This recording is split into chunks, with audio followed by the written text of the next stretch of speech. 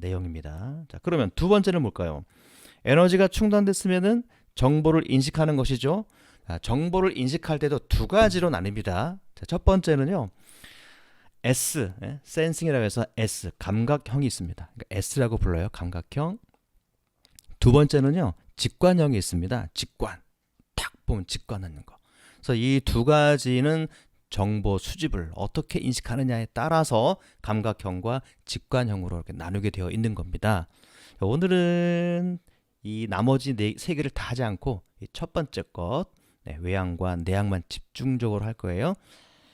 그 다음에 봅시다. 세 번째, 결정과 판단한다고 했죠? 그래서 세 번째는 사고형. 결정과 판단을 함에 있어서 철저한 사고를 통해서, 논리적인 사고를 통해서 나는 판단하고 결정할 거야 라는 사람들이 있는가 반면에, 또 다른 사람은 감정형. 그러니까 인간 중심으로 모든 것을 판단하고 결정하고 싶어하는 사람들도 있다라는 한 것이죠. 결정과 판단의 기준에 따라서 사고형, 감정형으로 나누고 있다고 하는 겁니다. 자, 마지막 여기 네 번째 사이클 여기 있죠? 결정하고 판단했으면은 행동을 한다고 했어요. 자, 어떤 행동을 하냐면 한 부류는 judging, 판단형, J라고 합니다. J. 그러니까 판단했으면 바로 하려고 하는 사람들이 있어요. 계획을 짜서 계획대로 진행하고 싶어 하는 사람들이 있는데요. 반대로 그렇지 않고 인식형이 있습니다. P. 이 인식형은 그럼에도 한 번 더 생각해 보는 거죠. 인식. 그러니까 유연성을 가지고 급하게 하지 말고 천천히 또 여유롭게 행동에 옮기고 싶어 하는 사람들이 있습니다. 이것이 네 번째 사이클이에요. MBTI는 이렇게 총 4가지 사이클을, 인간이 가지고 있는 공통적인 4가지 사이클을 가지고 2가지씩 나눈 거죠. 그래서 모두 이 8가지를 가지고 조합을 해서 만든 어떤 성격 유형이 이 MBTI입니다. 그래서 이 외향과 내향, 이걸 서로 조합을 하게 되면 모두 16가지로 이렇게 나오게 되는데요.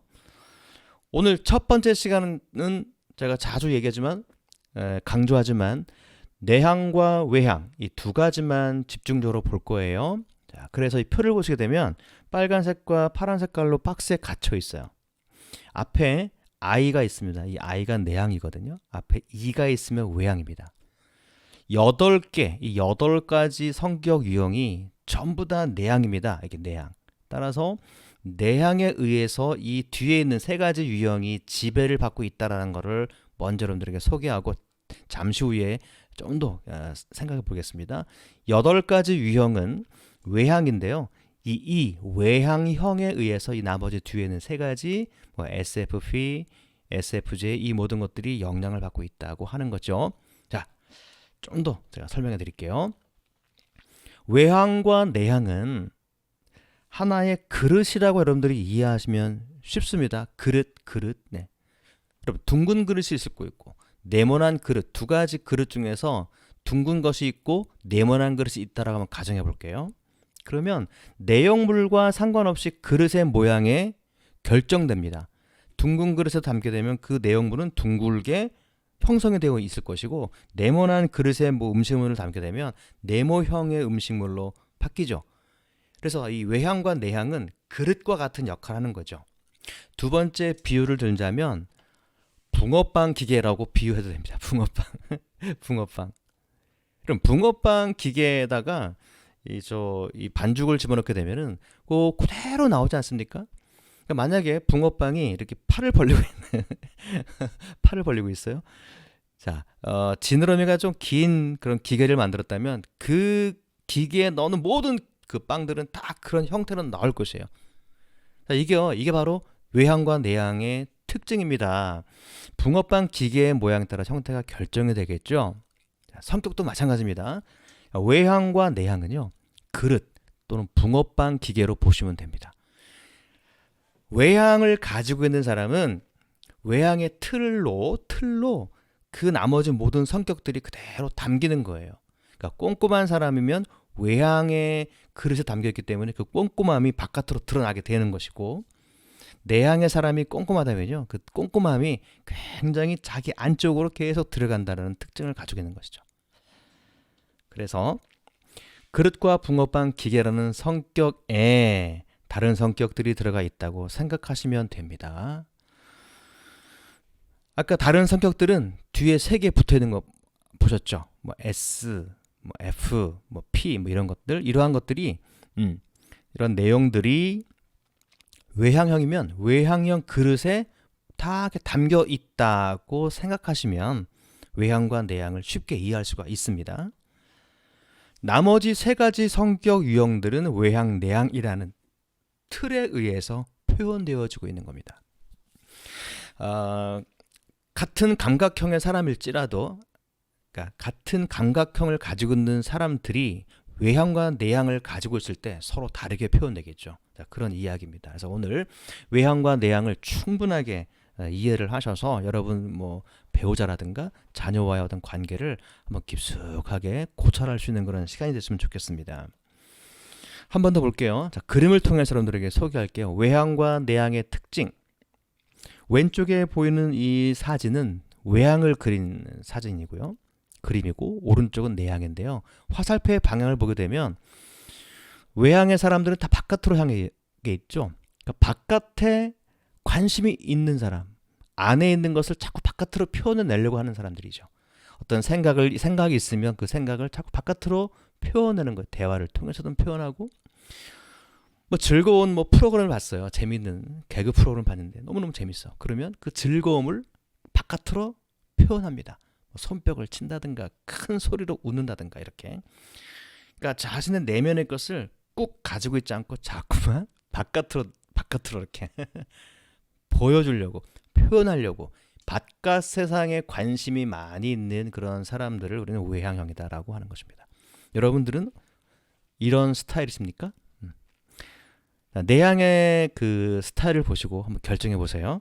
자, 내향은요, 화살표가 머릿속 안쪽에 있습니다. 이렇게 안쪽으로. 머리 안에 아니면 가슴 안에. 이게 무슨 얘기입니까? 바깥에 일어나고 있는 모든 어떤 그 이벤트들, 작은 소소한 모든 일들을 자꾸 안쪽으로만 가지고 오려고 하는 성향. 내면에 이제 이렇게 착착착착 쌓아 놓으려고 하는 그런 성향. 내면에 더 관심 있는 거예요. 에너지가 내면에 더 이렇게 관심이 있는 사람. 그 내면이라고 하는 것은 가치관이겠죠. 뭐 생각들, 자기만의 소신, 그렇죠? 그리고 혼자만의 하는 묵상, 생각, 고민, 뭐 이러한 것들이 다 내면이라고 말할 수가 있는 겁니다. 2가지입니다. 자, 여러분들은 외향이십니까? 내향이십니까? 한 번 더 좀 더 그 특징을 한번 살펴보도록 할게요. 자, 에너지의 방향. 에너지라고 할 때 에너지는요, 관심이라고 표현할 수가 있어요. 관심. 그리고 표현의 방향이라고도 설명할 수가 있는데, 관심. 사람이 막 관심이 많아요. 노는 것에 막 관심이 많아요. 이럴 때 에너지가 바깥을 향하고 있다. 이렇게 말하고 수가 있는 거죠. 그 다음에 외향을 볼게요. 자, 외향은 바깥으로 막 자꾸 드러난다고 했죠. 그래서 눈에 보여요. 사람들이 객관적으로 볼 때. 이 사람은 탁 보면 벌써 외향이야. 표정만 봐도 이 사람은 외향이야. 이게 알 수가 있거든요. 왜 그럴까요? 자꾸 드러내려고 하니까 바깥으로 놀러 다니고 사람들과 사교적이고 밤늦게까지 다니면서 놀고 이러한 것이 보이거든요. 매우 활동적이죠. 따라서 활동적. 그러니까 바깥으로 내보내요. 자꾸만. 이러한 사람들을 외향이라고 합니다. 그럼 내향은 뭘까요? 내향은요, 눈에 잘 띄지 않아요. 사람들이 한 10명, 20명 모였을 때 내향형들은요, 하루가 다 지난 다음에 너 여기 있었니? 할 정도로 이렇게 소극적으로 행동하기 때문에 잘 눈에 띄진 않습니다. 표정도 거의 이렇게 변화무쌍하지 않고 늘 한결같은 표정을 지을 수 있어요. 아주 재밌는 사건이 아니고서는 웃어도 환하게 웃지 않고 살짝 웃었다가 다시 표정이 다시 원상태로 복귀하는 그런 스타일. 왜 그럴까요? 내면에 더 관심이 있기 때문에 그렇죠. 그러니까 차분하고 조용하다고 볼 수가 있는 겁니다. 그러면 외향과 내향의 이 5가지, 오늘 5가지 특징이 있는데요. 인간관계, 그리고 갈등을 해결하는 법, 3번째 쉼에 대한 개념, 휴식이지요. 주요 관심사, 그리고 표현하는 시점. 이것들이 외향과 내향에 의해서 지배를 받습니다. 지배. 내향의 사람은 이 5가지 이러한 주제가 바깥으로 드러날까요? 아니에요. 내면으로 자꾸만 끄집어 이렇게 자꾸만 수집하기 때문에 사람들이 잘 몰라요. 말하지 않고서는 이 사람의 어떤 이런 5가지 어떤 개념을 잘 이해할 수가 없습니다. 따라서 이 모든 것들이 외향과 내향이라는 큰 그릇에 붕어빵 기계의 지배를 받고 있다고 볼 수가 있겠죠. 자, 그러면 이제부터 5가지를 하나씩 먼저 살펴보고 그리고 다음 2편으로 넘어가도록 하겠습니다. 첫 번째 인간관계입니다. 인간관계.